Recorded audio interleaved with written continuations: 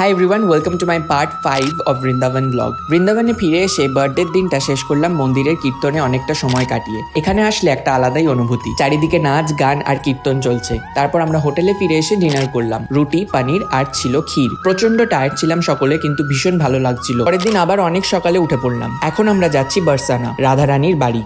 প্রচন্ড বৃষ্টি হচ্ছিল আজ সকালে। সারাদিনের প্ল্যান ছিল, তাই আমরা এই ধাবাটির থেকে ব্রেকফাস্ট করে নিলাম। পৌঁছে গেলাম বারসানা। তারপর গাড়ি পার্ক করার পর অনেকটা খালি পায়ে হেঁটে চলে আসলাম মন্দিরে। অনেকটা জায়গা জুড়ে এই মন্দির, তার উপর টিপটিপ করে বৃষ্টি পড়ছিল, তাই আরো সুন্দর লাগছিল। এই মন্দিরটি অনেক উঁচুতে, এখান থেকে পুরো বারসানা এরকম দেখা যায়। কিছুটা নিচে নেমে আসার পর রাধারানীর বাবার রিজওয়ানজির মহল দেখলাম আর শ্রী রাধাকৃষ্ণের দর্শন করলাম। এরপর আমরা চলে গেলাম দেখতে উদ্ভবজির মন্দির। উনি ছিলেন শ্রীকৃষ্ণের ঘনিষ্ঠ বন্ধু। এই মন্দিরটি একটা গুরুত্বপূর্ণ তীর্থস্থান আর একটি শান্ত পরিবেশে রয়েছে।